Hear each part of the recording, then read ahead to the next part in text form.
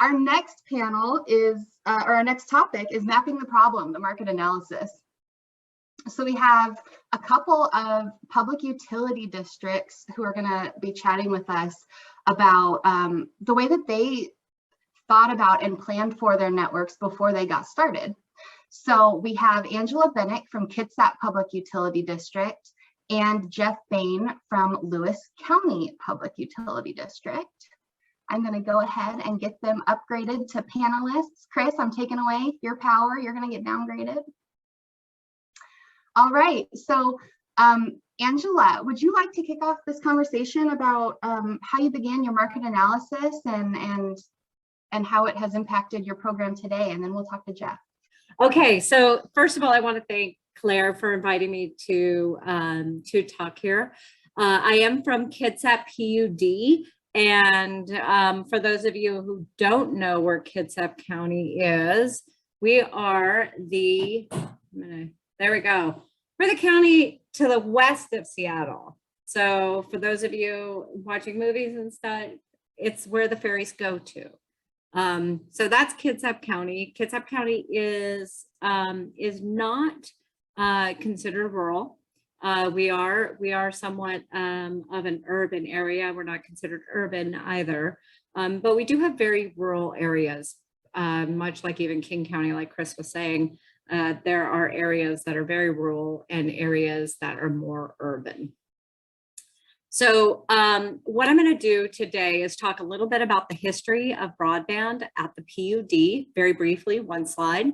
And then I'm going to talk about the broadband needed demand and how we went about mapping Kitsap County for broadband availability and the system we used.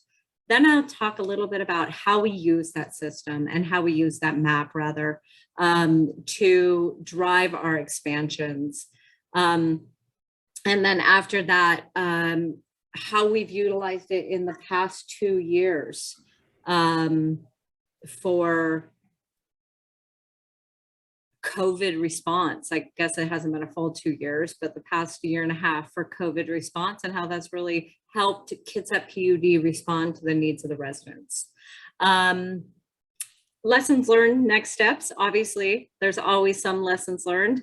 And then I want to touch just briefly on mapping the broadband network separate from the need, right? So you have mapping for operations, maintenance, and sales expansion, but you also have mapping for defining the need. We'll talk mostly about the need, and I'll just touch briefly on the broadband network itself.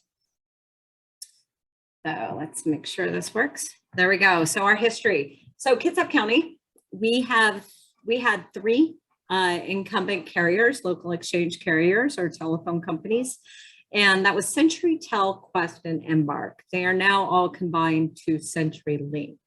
But at the time Kitsap PUD got into the broadband utility and providing that service, there was still 3 entities and there was long distance between school districts. So you can imagine the expenses associated with a school just communicating back and forth and the tariffs when they cross those boundaries for each of those different services.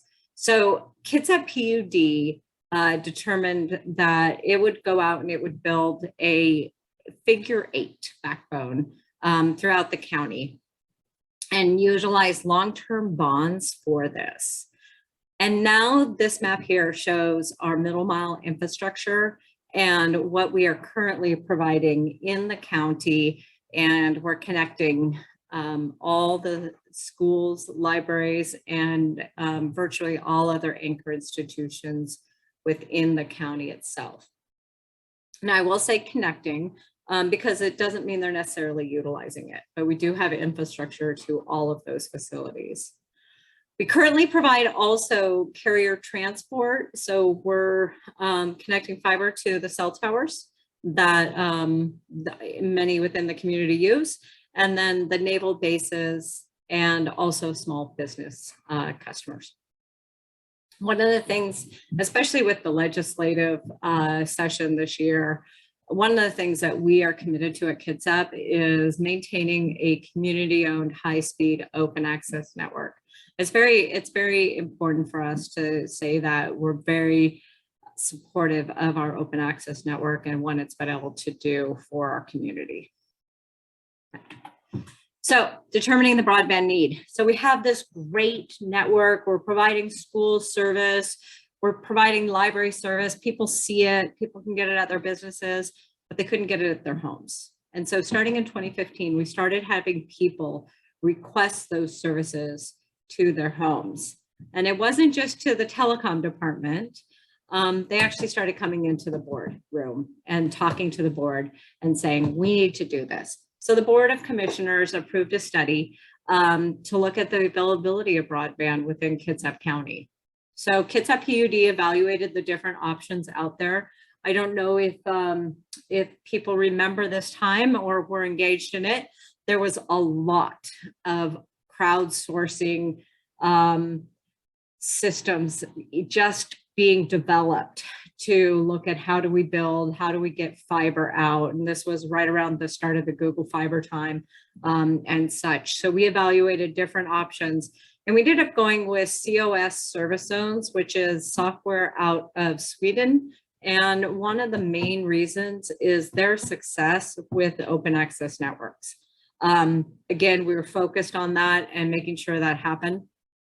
And so setting up COS service zones, and this is actually an image of what the landing page looks like. But within the first month, we had over 2,000 responses. Just there was such a dramatic response to the survey itself. And this was passive. I remember hanging up little flyers with the little tear off tabs in the post office, because if you didn't have internet at home, how were we going to communicate this out? We had little cards we left at the library. We left maybe some cards in bars. I mean, we left them everywhere trying to get people to know that we were doing this survey. But we didn't offer any funds or anything like that for people to do it. I know some surveys where people have said, we'll give you $5 off your bill if you're able to respond. We weren't able to do that.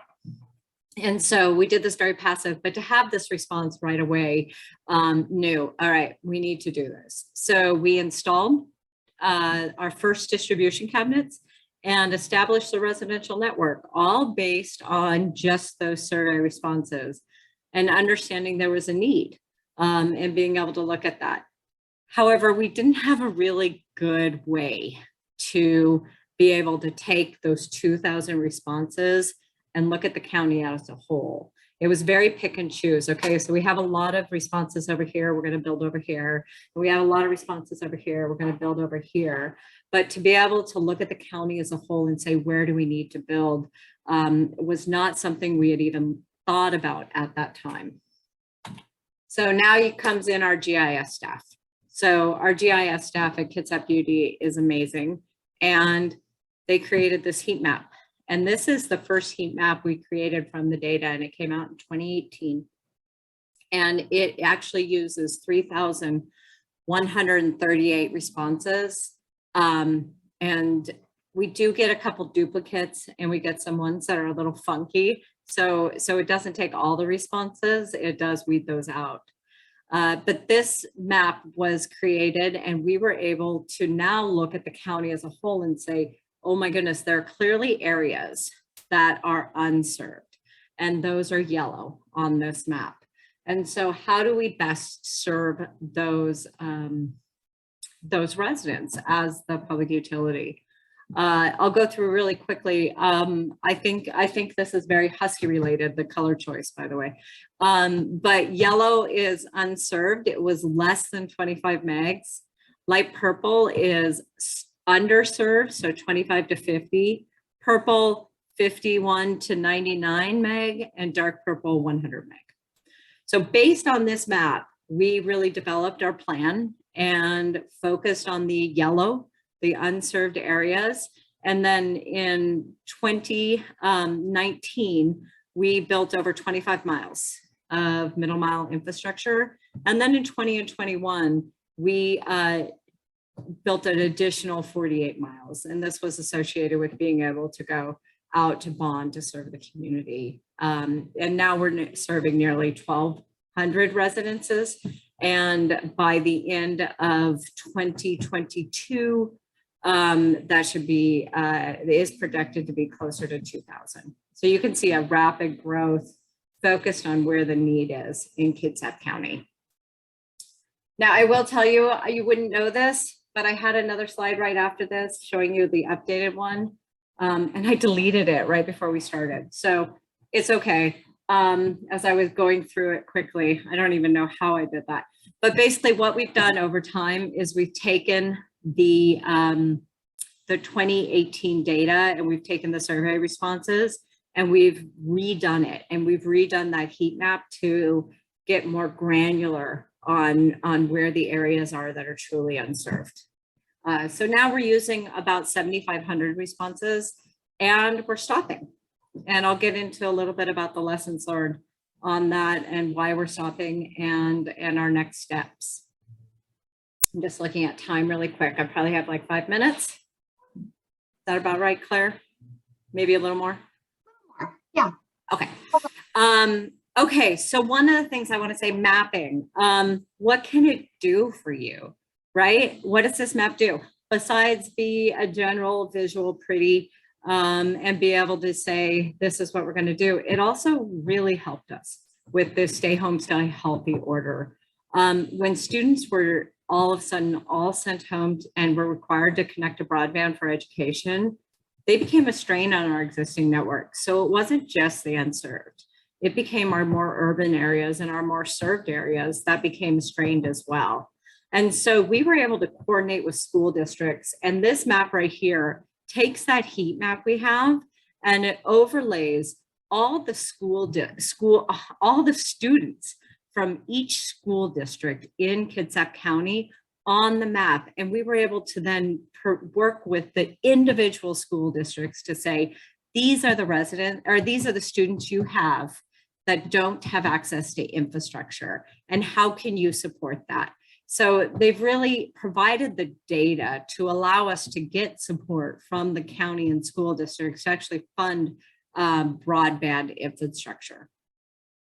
As well as also, I mentioned earlier, our plan, it really helped us drive a 5-year plan based on that map we developed in 2018. So when COVID hit, we were able to say, how can we better serve our communities? And we went out to bond. And so we knew what services we wanted to, or what middle mile infrastructure we wanted to move up. So we knew what was needed to be funded. So lessons learned. First of all, data-driven, right? So data-driven is really great. It really supports your staff and your funding and your leadership to understand what the next steps are.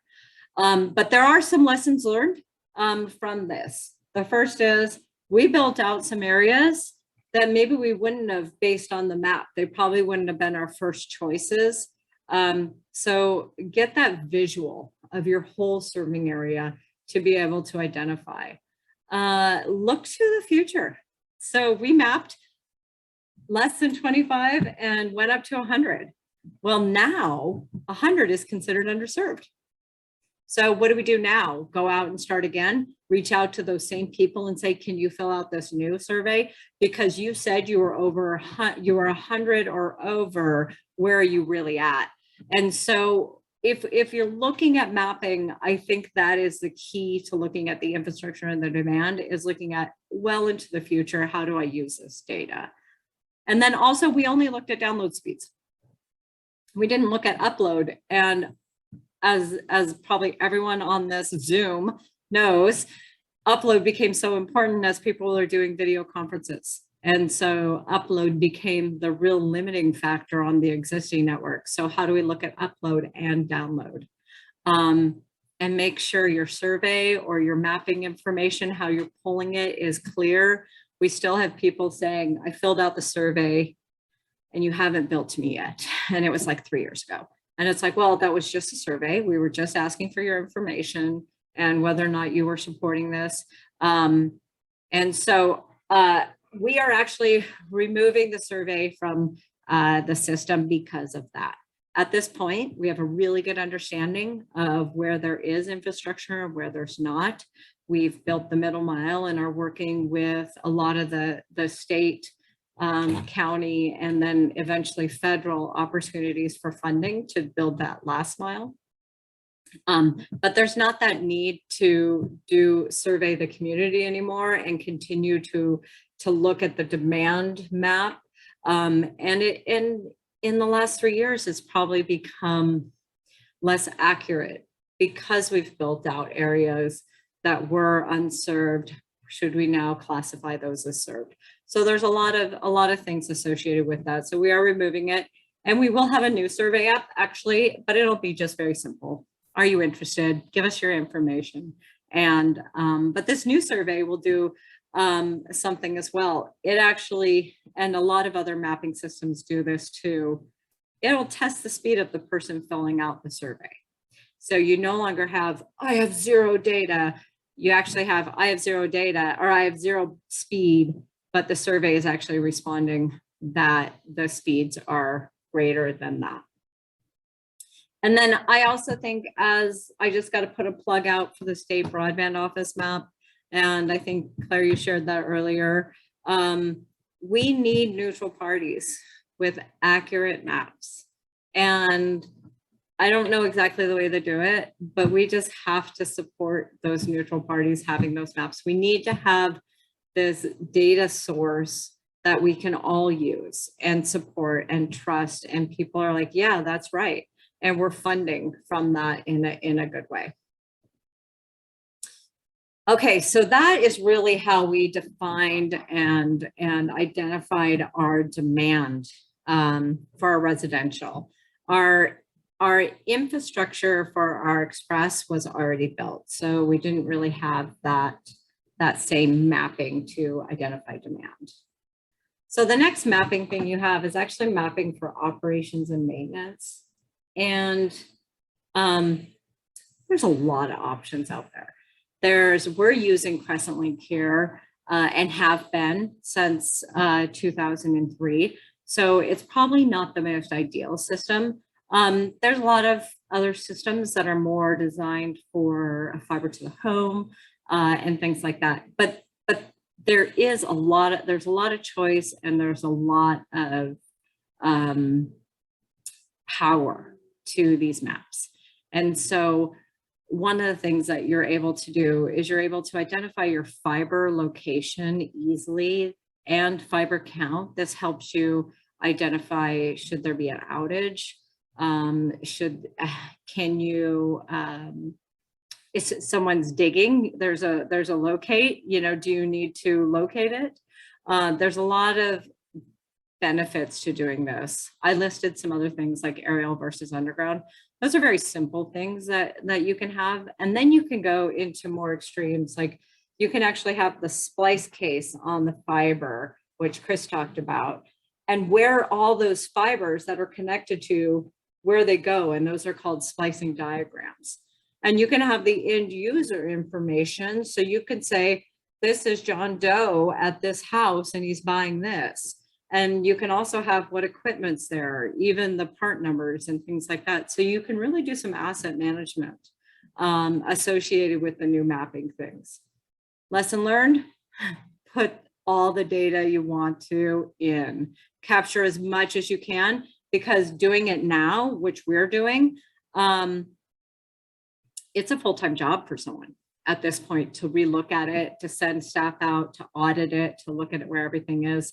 It can be huge. So I just want to put the plug out there for mapping for operations and maintenance. Also for outage management, it's important. I know NoaNet uses OSP Insight, and there's just such great tools of, there's an outage and it can tell you where it's at on your fiber. So you're able to better utilize your resources that you have. And now this one's more for sales and things like that. So you need to be able to have a map that's easy to use. And all those ones I just listed aren't easy to use. So now you end up with something like Google Earth. right? It's universal. You have street view, you just throw a KMZ, but it may not be all the data you need in even a sales type situation. You may need to know what fiber's available and such. So we've actually looked at some of that. And again, it's because of our GIS department that we're able to do all of this. And that is, we actually use our maps in a user-friendly way. So I can look up what it would take to connect a customer. Our admin can do that. Anyone in the office can do that. So I support that as well in the mapping. There's such great ways to use it. And I know I'm off on the demand, but I just thought it was important to touch on the fact that mapping is more than just demand.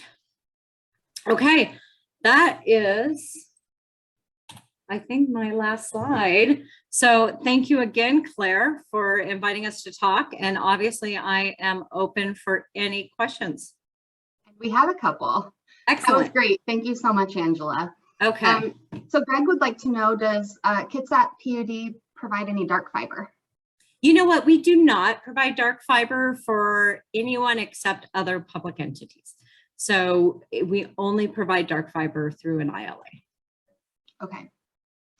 And Mary would like to know, if you had to do it over again when you were doing your survey, I assume she's talking about, what level speeds would you use? Well, again, I'll probably be short-sighted in doing that, right? So I would probably say less than 25 because that's such a key number right now. And 25.3, I would use the 120 that's being used now for unserved. And then our state requirements are 150 by 2028, right? So I would put that in there. And then I would say up to a gigabit, and then I would do beyond a gigabit, somewhere in there. Yeah. Okay. Yeah, it's challenging because all these different programs kind of have a different definition of what they're looking for broadband. So I hear that. Yeah. All right, we have another question. Does your mapping staff person work on just broadband? No, so we actually have 4 people, now 5 in our GIS department, and 3 of them are pretty focused on broadband all the time. They actually do our designs now as well. But they also do all of our water and sewer operations. Okay, busy. Yeah. Greg would like to know, would you consider yourself a fiber to the premise lit open access network? Yes. Love that. That's exactly what we are. And did you receive any BTOP funding?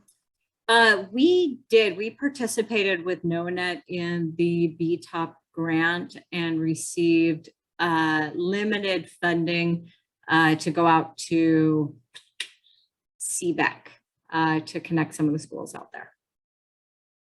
Okay, and then I have a question personally. At this planning stage, how are you communicating with your local service providers? We have multiple different ways of communicating. We send out regular emails to our service providers, and we have some service providers who are just residential, and then we have other service providers who are residential and express, and then we have some service providers who are express. I will tell you, most of what we're doing right now is just residential. And so our communications mostly are through group emails where we're able to update where we're building out, what grants are happening, what communities. We do a lot of local utility districts, which I won't get into the details here, but feel free to reach out if you have questions on that, and are able to communicate then to our service providers as a whole. And it's really important that we're communicating at the same time to each of them, so there isn't any discrimination happening. Yeah, I could see that being really helpful just for transparency, to kind of keep it all out in the open, talking to everyone all at once in an open access environment. Thank you so much, Angela. Really appreciate that. I learned some things about Kitsap's model. I hope everyone else did too. And now we're going to transition to Jeff Bain with Lewis PUD, who has a different story and a more recent story. So hi, Jeff. Hi. Well, you know, it's all exciting stuff, and following Angela is going to be tough to do. We're in a total different stage of our process. So let me share my screen here. All right. Can we see the mapping in broadband? Well, it hasn't come up for me yet. Hasn't. But it says you started screen sharing. I just can't see it. Oh, there it is. Okay, great. You know, with Angela coming on before me, you know, Kitsap is just a great example of success. You know, Angela herself is such a strong leader and really a wealth of information in our PUD community. You know, when she talks, I do listen a lot, and so thank you, Angela, for doing that. I hope our smaller little time in the telecom space can really help. But you know, NoaNet has been there to help many others as well, so also a great resource. But you know, here at Lewis County, we do have a long ways to go before we catch up to those around us. But you know what? I hope our story will provide some, you know, additional insight, maybe spark some thought and give some good ideas. So looking at Lewis County itself, it's the red square there. We're located halfway between Seattle and Portland on Interstate 5. The current population of our entire county is about 82,000. We're very rural in spots. We have large hills, heavy tree canopies, old timber communities. We really like the way it has always been, very hesitant on change. You know, we're right on Interstate 5, so we should have great access to broadband in our county, right? One would think. So anyways, today I'm going to go kind of over what, you know, life was great, our approach to the planning, go through our timeline, you know, show what our plan looks like at this time, talk about some partnerships and collaborations we had, and then really look at the lessons learned and go through things. So, all right. So life was great. You know, it was like sitting on the beach here, waves coming in, warm sun on you, relaxing. You know, for us, our fiber background started in 2000. We started by installing a very expensive military grade single mode fiber for our local school district. And for around 19 of those years, we were happy and content expanding our reach between offices. We continued to lease out excess capacity in the form of dark fiber to other entities, school districts, private telecoms, and others.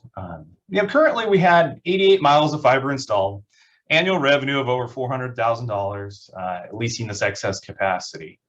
You know, we had minimal involvement from staff, didn't require a lot of overhead, but we really didn't know what that future looked like.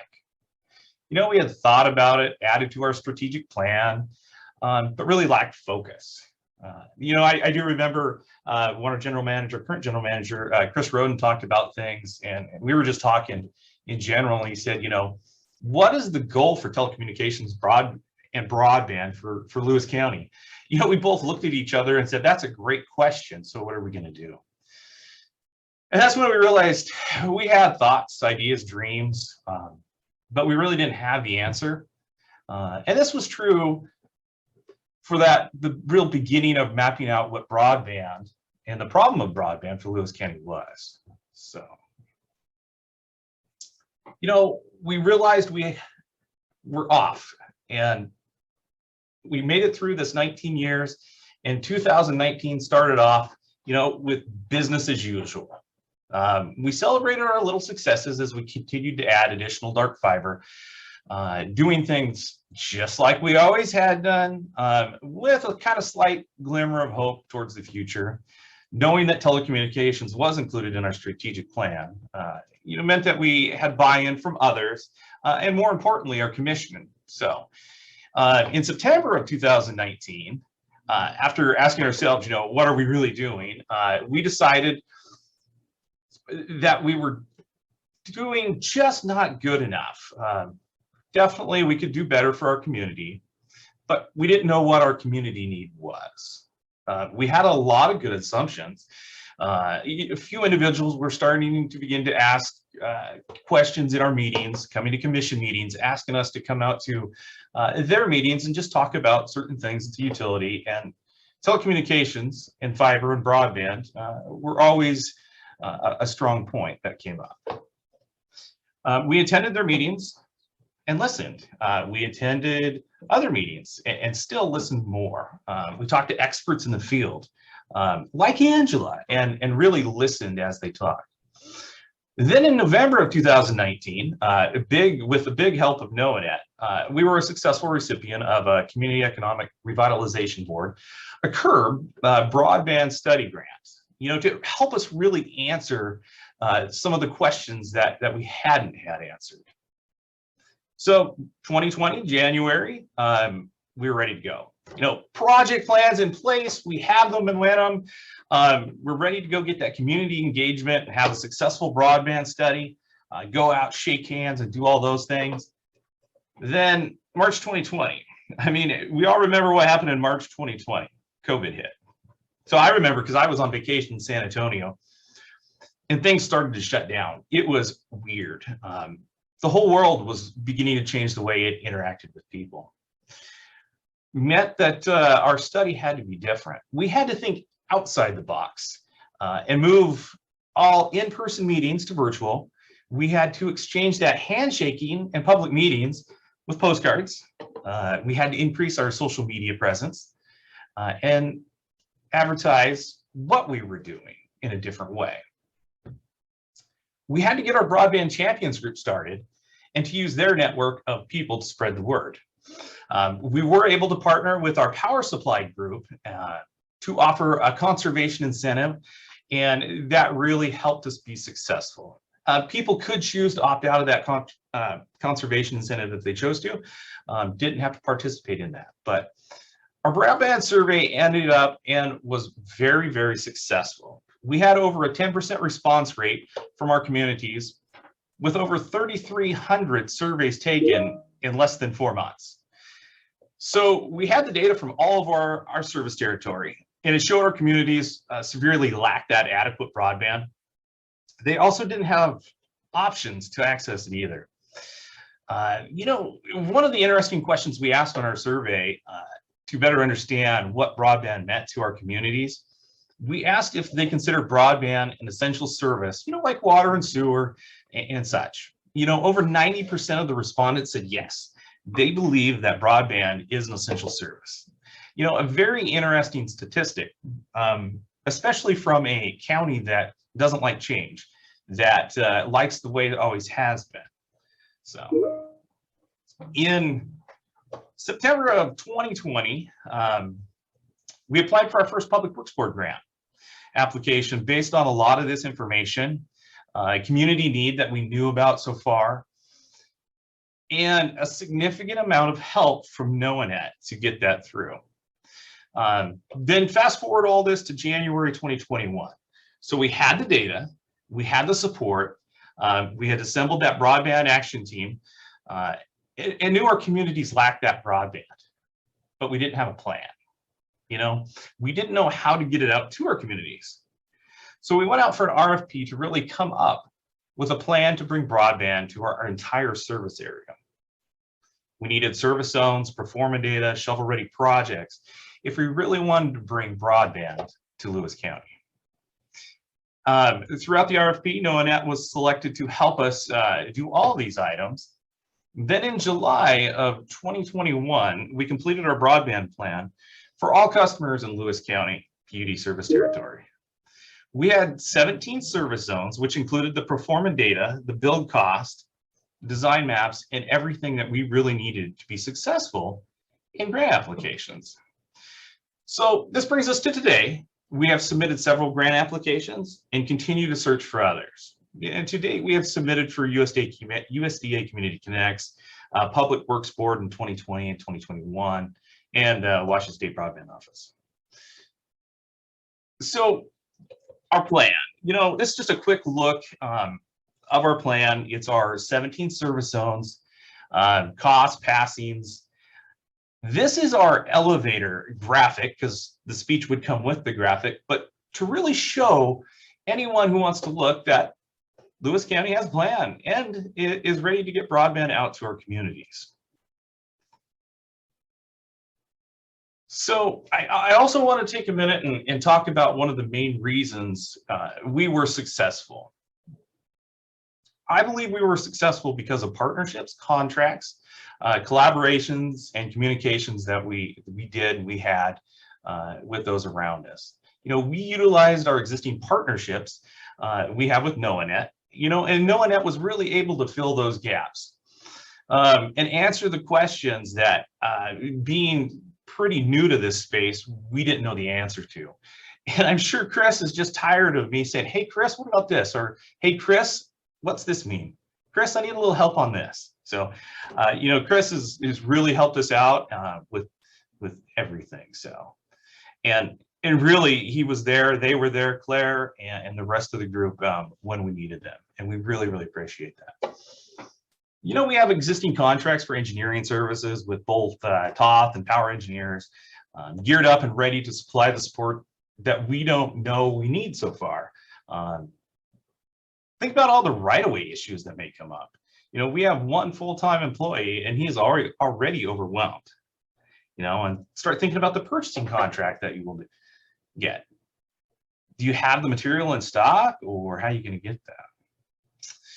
We work hand in hand with our county government, very important to have their support as well. Many other legislators. And how much stronger will that grant application look if you have a plan and then have that support? So we also have a very active broadband action team that meets regularly, supports projects, and acts as a great way to get the word out about our broadband in our communities. The last note that I really want to look at those that have done it before. So if you look around your communities and those that have done it before, it might be privates, it might be publics, kind of like Angela up at Kitsap. But in our service territory, we are lucky to have Toledo Tel, a private telecom, and they are a wealth of information. They have partnered with us on many things. Like during COVID, you saw a lot of the PUDs and whatnot offer free Wi-Fi hotspots.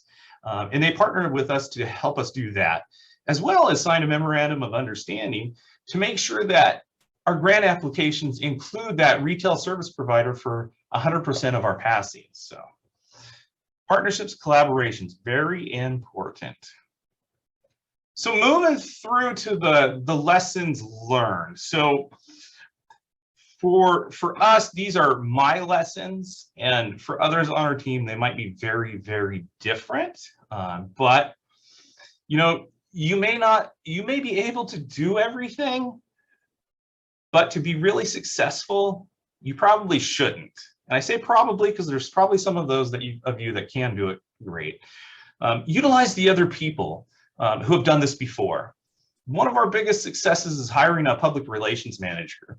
You see Willie Painter, who has taken our broadband successes to the next level. Been very, very helpful to have him here and have that support. Know the resources you have access to and where you can look for help. With the help of NoaNet and Learn, Design, Apply, applying for a grant is not as daunting as it looks. Very, very helpful. Ask questions and then listen when people are talking. Look around at our state. We have many local leaders who live and breathe broadband, and they are more than happy to talk about it and tell you about it. And you can learn so much if you just listen. Very, very important. I also believe partnerships are very important. I honestly believe that we would still be asking our original question, what are we really doing with broadband in Lewis County if we didn't have these partnerships? Remember, before we even went out for the curb study, talking with Mr. Walker about what we're going to do, how we're going to do it, what this means. And then I also remember at the Public Works presentation we had to do, saying, well, that's a daunting task for the entire county. Are you sure you can do it? Yeah. And make sure you have a clear vision of what you're doing. For us, it's to make sure that all residents in Lewis County service territory have access to high-speed, reliable broadband at an affordable price. very, very important, because as people challenge you, you can just always go back to what that clear vision is and why you're doing what you're doing. Communicate, and then even communicate more. Make sure that everyone knows what you're doing, how you're going to do it, and then why you're doing it. Not everybody is going to agree. That's okay. Know that there are many different types of business models that support broadband, and then know what will be supported by management. And for us, it's our commission. You don't want to go out there and try to get something supported that they say that will not be supported. So that was a very good thing to make sure that we clearly defined after we had already started. And that really brings us today. We continue to work with our relationships, apply for other grants, and move forward in our broadband efforts. So that was very interesting, Jeff. And I love how much you highlighted the importance of reaching out and talking to people who have done it before. I think one of the things that NoaNet, Washington State really has going for it is that there's a long history in Washington State of all kinds of different organizations kind of trying to tackle the broadband problem. And there have been people who have done it and failed, and there have been people who have, done it in a myriad of different ways. And I think that's a really good point, that at the beginning of a program, you should go talk to all those people. No sense in trying to start from scratch and learning all those lessons learned for yourself. Definitely. Yeah, that's great. All right, we have a couple questions popping in. Feel free to keep getting questions over here. I've promoted Angela back to panelist as well, so we can ask her questions too if there's any more. Jeff, what is the model that you're going to be following when you get money for each of your elevator speech areas? What are you going to do with it? Yeah, great question. So our model is going to be a open access lit network, fiber to the home. So open access lit fiber to the home. Yeah. Okay. So are you anticipating multiple service providers then being able to serve across your network? We are currently in communication with a lot of service providers trying to figure out what that looks like. We are still waiting for our first win as far as the grant application and really to firm up on what that looks like. Which we hear is coming very, very soon. I feel like you've been hearing that for a really long time. It should be announced hopefully either this week or next week. Oh, that's fantastic. Sometimes these federal programs get delayed. All right. Any other questions from our attendee group here for our wonderful panelists? I'm having trouble getting to my chat right now to even see your questions. Do you have any, Jeff, I'm just going to ask you a couple of things. Do you have any understanding of if your network will be fiber? Will it be wireless? Do you have any kind of understanding of the technologies you're going to use to get to that? Definitely. So when we were going through this, we designed 100% fiber to the home. So it will be a fiber-based backbone network all the way to the home. To every single, because there's some really rural areas in Lewis County. There are. So we will really evaluate those when we get there, but that's how it was designed. Okay. So you're going to aim high and then sort of step back as needed. Exactly. Okay. I really appreciate that. Let's see here. Mark would like to know, did you have to do any local ordinance utility definition changes or updates? So we did not at this point. I don't believe we have to, but I might have to put that one on and do some research. Okay. And Greg would like to know, who writes your grants?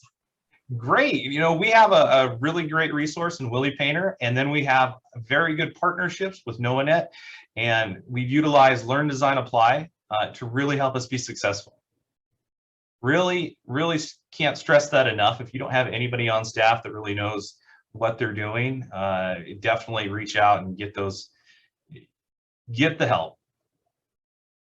Well, and Lewis County in particular ended up in such a fortuitous situation, if you can say anything was, fortune led about 2020 and 2021, that you started collecting all this data, and you were able to be to the point where you have network plans and cost structures and an understanding of your your needs and demands of your county ready to go already, where I think some folks are just starting to step into that. Definitely. We kind of hit it just, hate to say just right, but we got the broadband study grant, and then COVID hit. So the broadband need was only amplified and really helped our survey be successful, and really give us some of the ammunition that we need to do to go out and apply for these grants and be successful. Definitely. And I always wonder, because I was working with you when we found that like 98% broadband is a utility rate. I'm really curious what that would have looked like pre-2020. Yeah, definitely. Would it have been that high? Would people have said, no, we're good with the way it's always has been. You guys shouldn't be doing anything. Right. I feel like this last year has really pushed broadband to a utility for a lot of folks. Yeah. Yeah. All right. Any other questions for our wonderful panelists?